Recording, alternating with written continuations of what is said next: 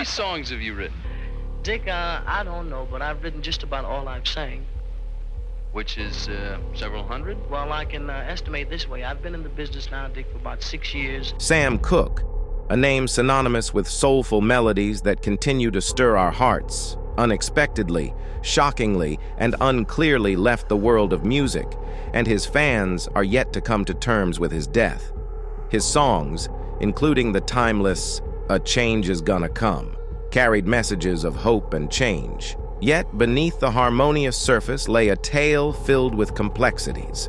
Sam's life was a tapestry woven with triumphs and tribulations. There were layers hidden from public view, intriguingly concealed beneath his public persona. I think the secret is really observation, Dick. Because What do you mean? Well, if you observe what's going on and try to figure out how people are thinking. As we explore his life, we will encounter the chart-topping hits that propelled him to stardom and the early career that shaped his path. But beneath the surface, there were darker and lesser-known facets, eventually revealing themselves. Shockingly, as it turns out, Sam's life was marked by controversies, personal struggles, and a death that remains unsolved to this day. His story goes beyond biography. It serves as a testament to the power of music, the complexities of fame, and the enduring mysteries that linger long after the final note has faded. This is the story of Sam Cooke. In the vibrant world of rhythm and blues, where the notes themselves seem to pulse with life, a young man with an angelic voice began his journey. His name was Sam Cooke, and even in his early days, his talent was undeniable. Born on January 22, 1931 in Clarksdale, Mississippi, Sam's life began in the midst of the Great Depression. His family moved to Chicago seeking better opportunities, and it was here that his love affair with music began.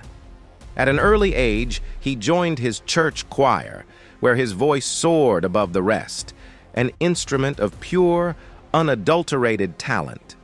As a teenager, Sam joined the gospel group the Soul Stirrers, showcasing his exceptional vocal range and ability to convey deep emotion through song. Their harmonious melodies were a testament to Sam's undeniable gift, and they garnered a devoted following. To top it up, the 1950s saw the emergence of a new genre, rhythm and blues, and Sam was at the forefront. His transition from gospel to secular music marked the beginning of a meteoric rise in his career. One of his earliest hits, "You Send Me," released in 1957, was an instant sensation. The song's gentle, romantic lyrics, delivered with Sam's velvety voice, struck a chord with audiences across the nation. It reached the #1 spot on the Billboard R&B chart and the pop chart, making it a crossover success. But "You Send Me" was just the beginning. The young singer had an uncanny ability to infuse his songs with raw emotion, making them resonate deeply with listeners. Hits like "Cupid," "Chain Gang," and "Wonderful World" followed, captivating hearts with their melodic charm. On top of that, Sam's live performances were legendary. His charismatic stage presence and charismatic charm left audiences spellbound. It was as if he had a direct line to their hearts, a connection that transcended the confines of the stage.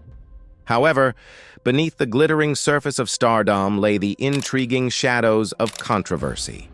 Sam's life was not without its complexities, and as the adoration of fans and the allure of fame grew, so did the challenges he faced.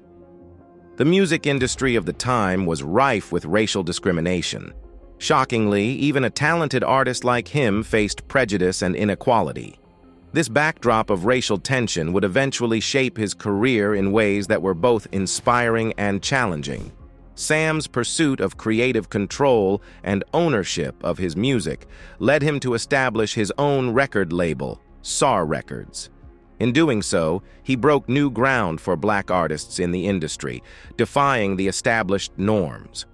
However, his career took an unexpected turn when he became embroiled in a legal battle with Allen Klein, his former manager. This dispute would have far-reaching consequences on Sam's career and personal life. The world had fallen in love with his music, but there were facets of his life that remained enigmatic, raising questions that still linger to this day. As a rising star in the music industry, Sam was not content with merely being a performer. He wanted control over his own destiny. Shockingly, in an era when artists often had little say in their careers, Sam established his own record label, but this didn't sit well with everyone. Why? Well, this was a groundbreaking move, one that reflected his determination to break free from the constraints of the industry. SR Records became a platform for up-and-coming artists, predominantly black artists who faced racial barriers in the industry. Sam's commitment to fostering new talent was both admirable and a testament to his vision of inclusivity and empowerment.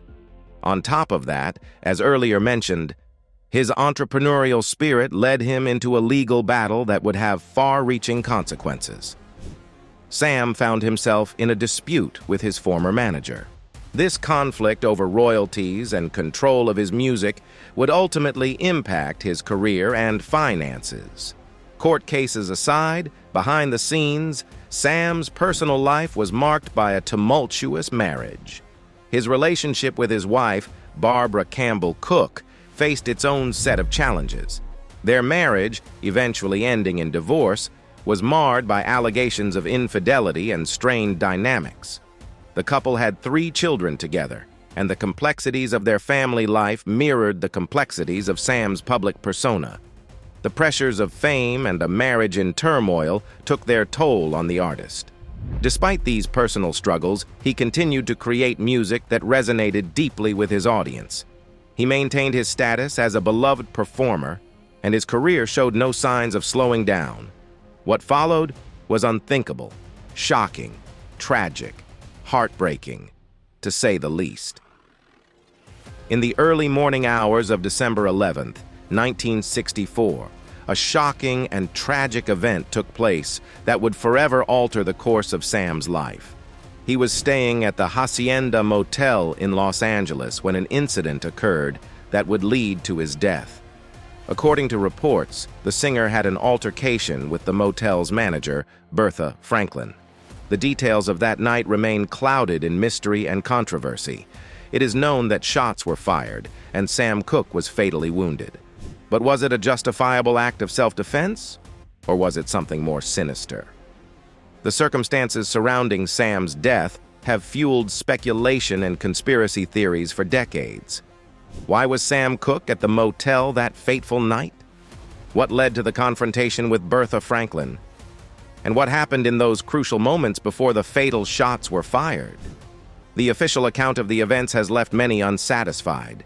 Sam's death was ruled a justifiable homicide, but the details remain murky. Some have speculated that there may have been ulterior motives at play. In the wake of the singer's tragic death, a shroud of mystery descended upon the circumstances surrounding that fateful night. As the investigations unfolded, more questions than answers emerged, leaving an indelible mark on the legacy of this enigmatic artist. According to the official account, Sam Cooke had checked into the Hacienda Motel with a woman named Elisa Boyer. It was said that they had been drinking heavily, and the night took an ominous turn when Boyer allegedly fled the motel room with most of Sam's clothing and money. In a state of distress, Sam confronted the motel's manager, Bertha Franklin, believing her to be involved in the disappearance of his companion. A physical altercation ensued, during which shots were fired, ultimately leading to Sam's tragic death. The official investigation concluded that Bertha Franklin had acted in self-defense, and her actions were deemed a justifiable homicide. The singer's death was officially ruled as a result of his own aggressive behavior and intoxication. However, this official account has been met with skepticism and suspicion. Many have questioned the narrative presented by the authorities and raised doubts about the circumstances of Sam's death. One of the key points of contention was the role of Elisa Boyer. Some have speculated that she may have been involved in a scheme to rob Sam. The details of her actions that night remain unclear, adding to the complexity of the story.